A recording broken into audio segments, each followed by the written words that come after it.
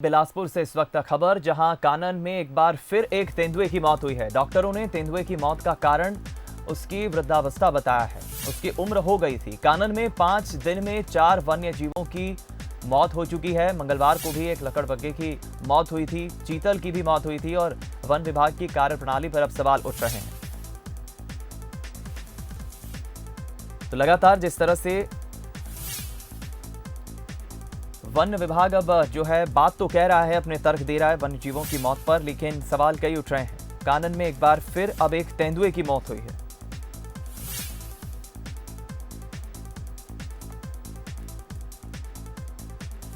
उमेश मौर्य का हम रुख करेंगे। हमारे साथ संवाददाता इस वक्त फोनलाइन पर जुड़ गए हैं बिलासपुर से। उमेश, इसके पहले भी हमने देखा चीतल और लकड़बग्घा की मौत हुई थी और हमारी इस पर चर्चा हुई थी, और अब ये जो तेंदुए की मौत हुई है, कितनी इसकी उम्र थी और क्या है इस पर फिलहाल जानकारी? वन कर्मियों का क्या कहना है? देखिए, ये तेंदुए की जो उम्र है वो 17 वर्ष थी। डॉक्टरों से जब हमारी बात हुई तो उनका ये कहना था कि जो तेंदुए की उम्र होती है वो 17 वर्ष 18 वर्ष की होती है, लिहाजा इसका उम्र हो चुका था। यही वजह है कि इसके मौत का कारण जो है बताया जा रहा है वो वृद्धावस्था बताया जा रहा है। आपको बता दूं कि बीते दिनों भी वन्य जीवों की मौत के मामले कानन पेंडारी में आए हैं। 5 दिनों में 4 वन्य जीवों की मौत हो गई है। एक रेस्क्यू करके लकड़बग्घा को लाया गया था, उसकी डेथ हो गई। वहीं जो चीतल था, बताया जा रहा है कि आपसी झगड़े में चीतल की मौत हुई थी, चोट लगने की वजह से मौत हो गई थी, जिसकी वजह से जो लगातार अब देखा जा सकता है कि कानन पेंडारी में जो मौत का सिलसिला है वन्य जीवों का, वो थमने का नाम नहीं ले रहे। एक के बाद एक मौत सामने आ रहे हैं वन्य जीवों के। वहीं वन्य जीव जो प्रेमी है, उनका ये कहना है कि यहाँ पर पर्याप्त व्यवस्था नहीं है। कानन पेंडारी में स्वास्थ्य व्यवस्था ठीक नहीं है, सही उपचार नहीं मिलवा पाने की वजह से जो वन्य जीव है उनकी मौत हो रही है। तो इस तरह की लगातार खामियां भी सामने नजर आ रही है। कहीं ना कहीं कानन प्रबंधन के पास व्यवस्थाएं नहीं है, स्वास्थ्य चिकित्सा की व्यवस्थाएं नहीं है।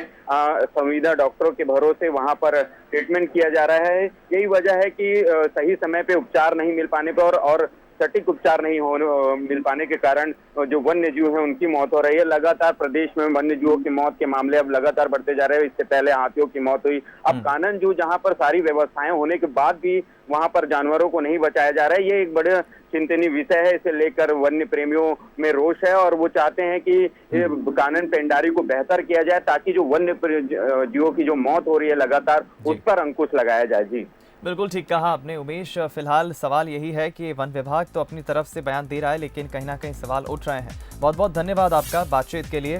तो जिस तरह लगातार वन्य जीवों की मौत हो रही है, उसके बाद सवाल यही उठता है कि आखिर यहाँ पर व्यवस्थाएं ठीक से क्यों नहीं हो पा रही हैं। ठीक है, तेंदुए की मौत के पीछे ये ज़रूर हवाला दिया जा रहा है कि चूँकि उसकी उम्र हो गई थी और 17 वर्षीय तेंदुए की जो मौत हुई है, वृद्धावस्था उसका कारण बताया जा रहा है। लेकिन इसके पहले भी 4 जो वन्य जीवों की मौत हो चुकी है इन 5 दिनों में, जिसमें एक लकड़बग्घा भी शामिल है, चीतल भी शामिल हैं, और व्यवस्थाएं जो हैं ठीक से कानन में नहीं हैं। ये एक बड़ा कारण हम कह सकते हैं।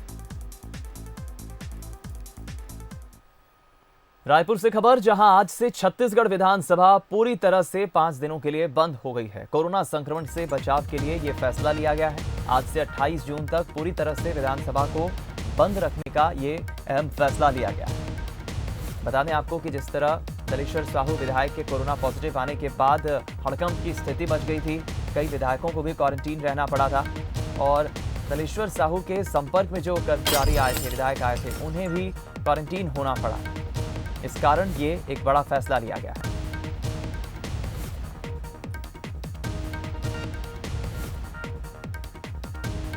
जितने भी अधिकारी और कर्मचारी, साथ ही जो विधायक है दलेश्वर साहू के संपर्क में आए थे, वो सभी क्वारंटीन हो चुके हैं और अगले 5 दिनों के लिए विधानसभा पूरी तरह से बंद रखने के आदेश जो हैं दिए गए हैं। ये सरकार ने कोरोना संक्रमण से बचाव के चलते एक अहम फैसला लिया है।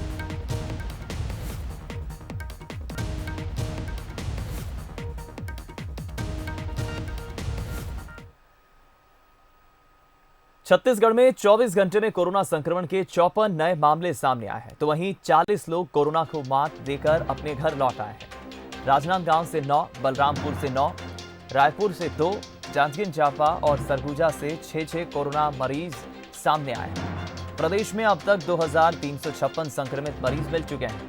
इनमें से 1527 मरीजों को ठीक होने के बाद डिस्चार्ज कर दिया गया है। प्रदेश में कोरोना से 12 लोगों की मौत हो चुकी है।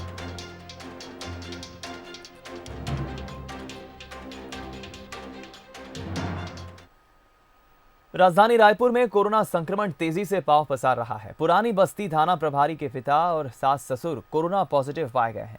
प्रशासन ने एहतियातन थाने को सील कर दिया है। वहीं इलाके को कंटेनमेंट जोन घोषित किया गया है।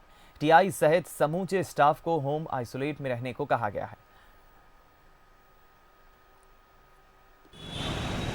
छत्तीसगढ़ में बढ़ते कोरोना के संक्रमण ने थानों को भी अपनी जद में ले लिया है। राजधानी रायपुर के पुरानी बस्ती थाने के टीआई के परिवार में कोरोना संक्रमण निकलने के बाद इस थाने को अब कंटेनमेंट जोन घोषित कर दिया गया है और इस थाने में ली जाने वाली शिकायत अब यहां नहीं ली जा रही है। पूरी तरीके से थाना बंद कर दिया गया है।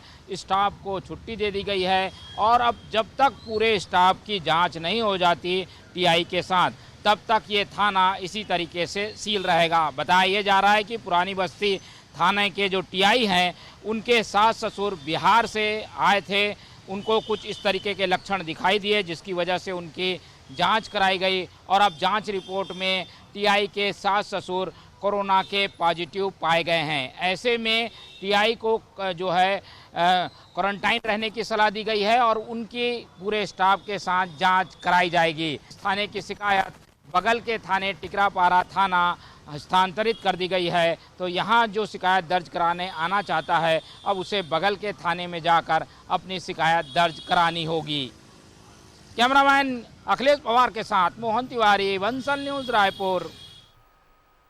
छत्तीसगढ़ में मरवाही सीट पर आने वाले दिनों में उपचुनाव होने वाले हैं। अजित जोगी के निधन से यह सीट खाली हुई है और अब कांग्रेस ने इस खाली हुई सीट को लेकर अपनी तैयारियां शुरू कर दी। पीसीसी चीफ मोहन मरकाम 2 दिन के बिलासपुर दौरे पर हैं। मोहन मरकाम मरवाही भी पहुंचने वाले हैं। मरवाही में मरकाम कार्यकर्ताओं से मुलाकात करेंगे। इस दौरान मोहन मरकाम ने कहा कि छत्तीसगढ़ कांग्रेस के कई नेताओं से उनका संपर्क हुआ है और जो भी वस्तु स्थिति है वहां जाकर ही वो देखेंगे।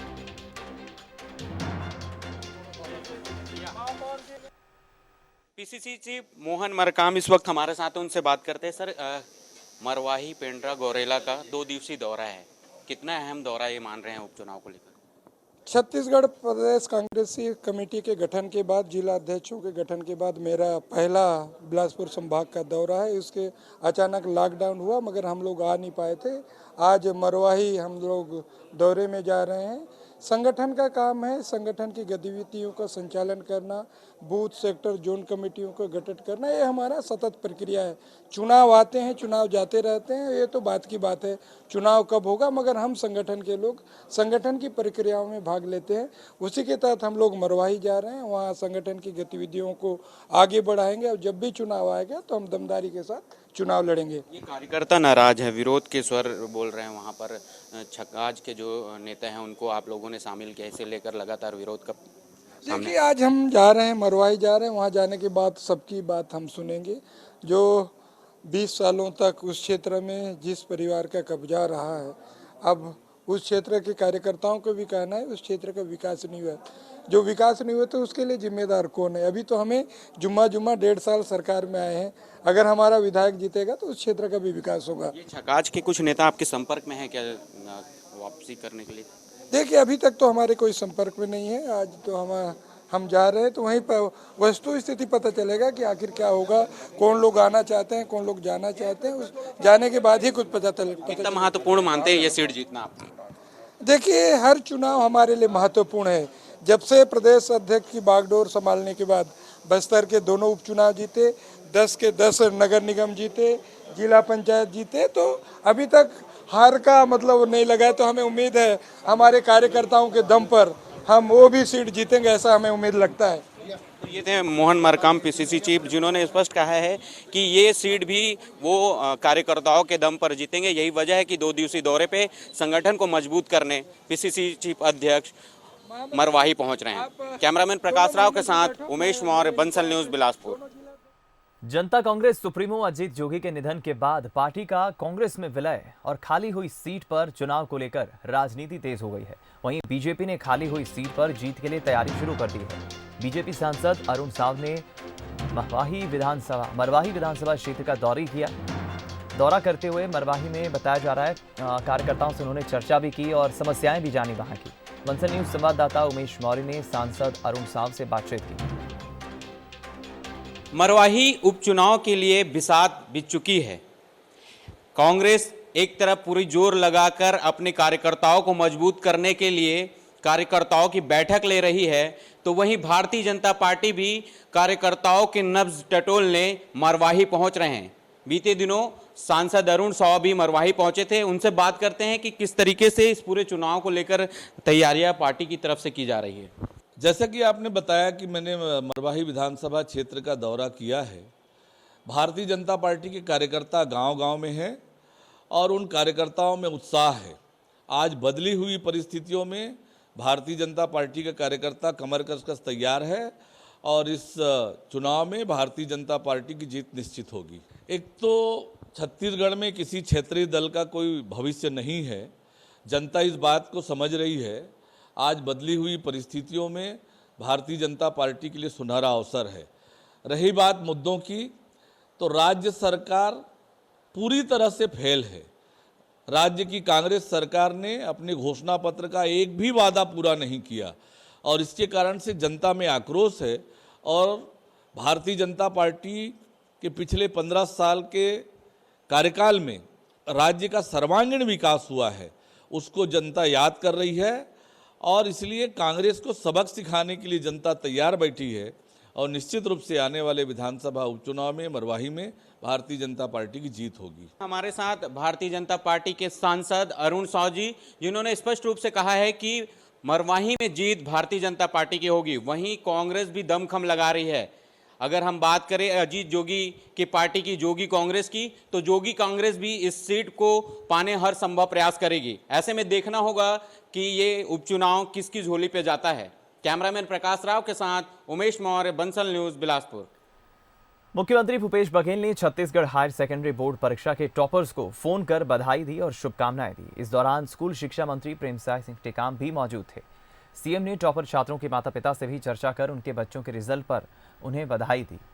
साथ ही सीएम ने कहा कि जीवन में उन्नति करने के लिए शिक्षा ही एक प्रभावी माध्यम है। अच्छी शिक्षा से परिवार, समाज और देश का बेहतर निर्माण होता है। शकुन जी नमस्कार, भूपेश बोल रहा हूँ। प्रणाम सर। खूब बधाई, खूब शुभकामना। हाँ, आपके लड़का पूरा प्रदेश में नाम रोशन करे है, भारी टॉप करे है, आपके नाम रोशन करे है। खूब बधाई। आप मन के छत्तीसगढ़ के नाम रोशन करे आप मन। हाँ, खूब बधाई आप लोग और आगे पढ़े पर जिन भी जरूरत पड़ी सरकार आपके साथ है, चिंता मत करो। हाँ, आपके मन के सहायता है। हाँ, बिल्कुल सहयोग करवो मन। हाँ, होनहार लड़का है, बढ़िया, खूब पढ़ाओ। खूब बधाई। दुर्ग स्टेशन के पार्सल गोदाम में विजिलेंस टीम ने छापामार कार्रवाई की है। टीम ने गोदाम में एक वाहन से भारी मात्रा में सिगरेट के फिल्टर बरामद किए हैं। जीएसटी और टैक्स के बिना ही इसे बेचने के लिए वाहन को बाहर भेजा जा रहा था। वहीं इस मालिक ने इस पूरे मामले में दुर्भावनापूर्ण कार्रवाई का आरोप लगाया है। निमेश अग्रवाल का कहना है कि उन्होंने जीएसटी और टैक्स से जुड़े सभी दस्तावेज जांच के लिए पहुंचे अधिकारियों को सौंप दिए हैं। फिलहाल सेंट्रल जीएसटी के अधिकारियों ने कुछ भी कहने से इनकार कर दिया है।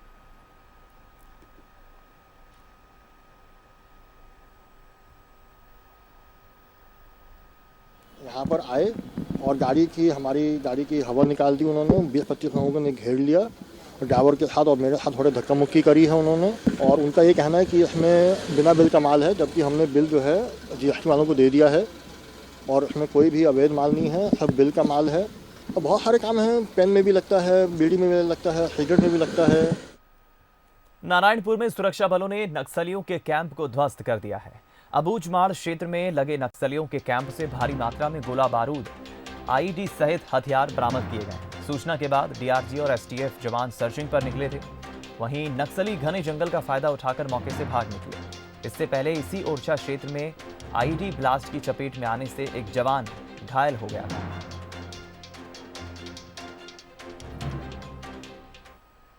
कांकेर के आमाबेड़ा में नक्सलियों ने मुखबिरी के शक में एक ग्रामीण की हत्या कर दी। नक्सलियों ने जन अदालत लगाकर ग्रामीण की हत्या की। वहीं हत्या के बाद से ग्रामीणों में दहशत का माहौल है। नक्सलियों ने जन अदालत लगाकर पहले ग्रामीण की लाठी डंडे से मारपीट की और फिर फांसी पर लटकाकर उसकी हत्या कर दी। साथ ही पर्चे फेंककर ग्रामीण द्वारा पुलिस को मुखबिरी की बात कही। पुलिस ने नक्सलियों के विरुद्ध हत्या का मामला दर्ज कर जांच शुरू कर दी है।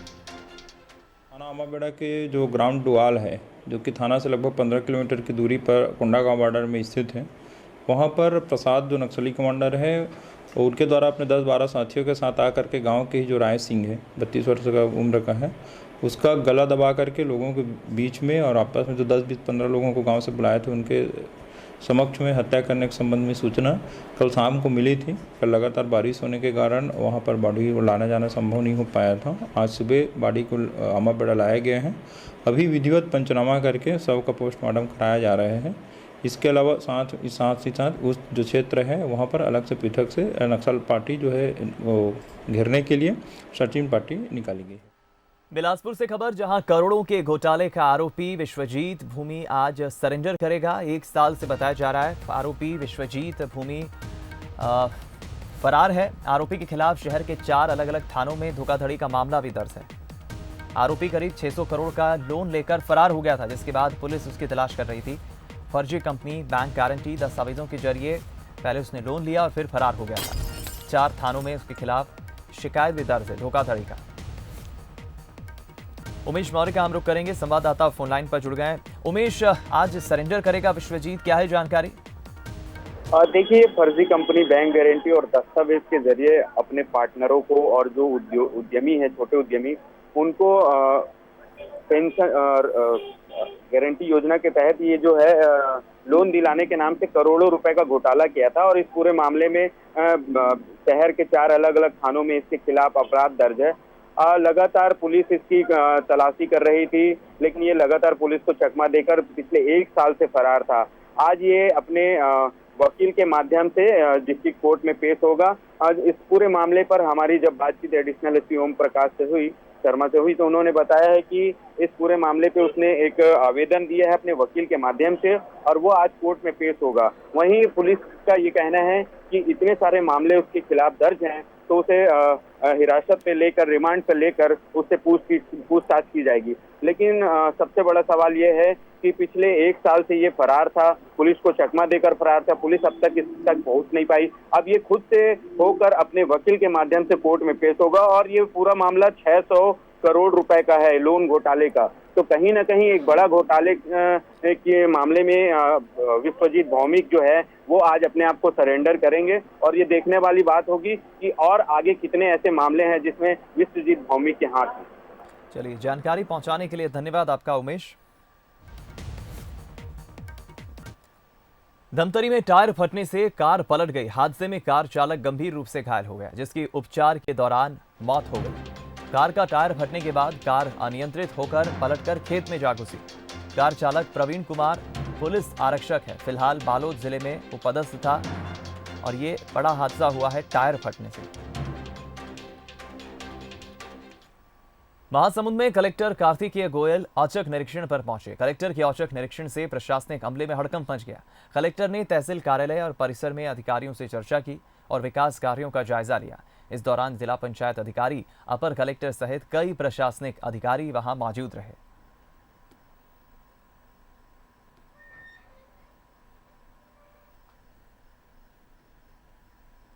इधर सरगुजा के मैनपाट में तिब्बती परिवार ने आईटीबीपी के जवानों के लिए प्रार्थना की। तिब्बती परिवार ने शांति मंत्र के झंडे घर पर लगाए और भारत देश की जीत की कामना की। बता दें कि जब चीन ने तिब्बत पर कब्जा किया था तब इन परिवारों ने भारत में शरण ली थी। सरगुजा के मैनपाट में 3000 लोगों ने शरण ली थी।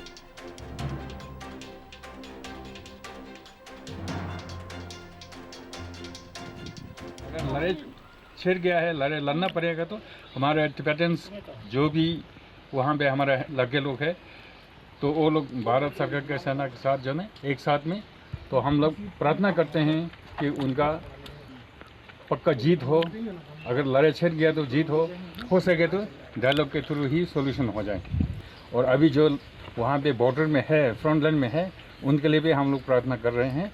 और हमें उम्मीद है कि वो लोग सब बिल्कुल अपने कुशल मंगल से वहाँ पे होंगे और अगर लड़ाई छिड़ गया तो उनका पक्का जीत होंगे, इसलिए हम लोग प्रार्थना करते हैं। कोरोना संक्रमण को देखते हुए इस बार 101 साल पुरानी परंपरा टूटने वाली है। इस बार धमतरी जिले से भगवान जगन्नाथ की रथ यात्रा नहीं निकाली जाएगी। रथ यात्रा में बस्तर के साथ साथ दूर दूर से ग्रामीण बड़ी संख्या में इस रथ यात्रा में शामिल होने आते हैं, लेकिन इस बार श्रद्धालुओं को थोड़ा निराश होना पड़ेगा। प्रशासन ने एहतियात के तौर पर प्रशासन ने इस बार रथ यात्रा पर रोक लगा दी है। जायजा लिया बंसल न्यूज संवाददाता राजेश चावला ने। कोरोना संकट वैश्विक महामारी के चलते इस बार जो है धमतरी जिले में भी जो है भगवान जगन्नाथ की ना ही रथ यात्रा निकल रही है, न इस बार जो प्रभु श्री जगदीश जी जो है अपने मौसी के घर जाएंगे। अभी खड़े हैं हम धमतरी के जगदीश मंदिर के पास। आप देख सकते हैं कि यहाँ पर जो है यहाँ बाहर से ही लोगों का जो है तांता लगा हुआ है। यहाँ बाहर से ही जो है यहाँ पर दर्शन किए जा रहे हैं प्रभु जी के, और यहाँ पर जो है पूरे पट को भी बंद करके रखा हुआ है। ये बात करें अगर इस जगदीश मंदिर की तो 101 साल पुराना यहाँ का इतिहास है, जहाँ से लगातार जो है 101 साल से छत्तीसगढ़ में मानसून की दस्तक के बाद से ही झमाझम बारिश का दौर जारी है। बारिश से जहां लोगों को गर्मी से राहत मिली है, तो वहीं बारिश से आम जनजीवन पर भी प्रभाव पड़ा है। निचले इलाकों में पानी भरने से लोगों को परेशानियों का सामना करना पड़ रहा है। वहीं मौसम विभाग ने बारिश का अलर्ट भी जारी किया है। छत्तीसगढ़ में मानसून ने पहले दस्तक दे दी है और उसके बाद से लगातार सक्रिय मानसून की वजह से पिछले 48 घंटों में लगातार बारिश दर्ज की गई है। और यही वजह है कि राजधानी रायपुर के कई निचले इलाके जलमग्न हो गए हैं। जहां मैं मौजूद हूं, ये जल विहार कॉलोनी का इलाका है, जहां आप देख सकते हैं कि बारिश हालांकि रुक गई है, लेकिन जो पानी भरा हुआ था वो अब तक नहीं निकल पाया है। और ऐसे कई इलाके हैं जहां हर साल ऐसी स्थिति बनती है, जिसकी वजह से जो बस्तियां हैं वो जलमग्न हो जाती हैं। बताया जा रहा है कि राजधानी रायपुर के आधा दर्जन से अधिक ऐसे इलाके हैं, ऐसी बस्तियां हैं जहां पर इस तरीके की जल भराव की शिकायत है। हालांकि नगर निगम की ओर से कोशिश की जा रही है कि जहां जहां जल भराव है, क्योंकि निचला इलाका है, वहां पंप कर पानी बाहर निकाला जाए, लेकिन समस्या अभी भी बनी हुई है। फिलहाल मौसम विभाग ने अगले 48 घंटे जो है वो बारिश के लिए येलो अलर्ट जारी किया है और इसी तरीके की स्थिति रहेगी, जिसकी वजह से रह रहकर बारिश होगी। फिलहाल स्थिति ये है कि राजधानी रायपुर में बारिश जारी है। हालांकि इसमें इस गति में थोड़ी कमी आई है, लेकिन अगले 48 घंटे इसी तरीके की बारिश हमें देखने को मिलेगी, जिससे निचले इलाकों में और मुसीबत बढ़ सकती है। कैमरामैन योगेश राव के साथ मोहन तिवारी, बंसल न्यूज, रायपुर।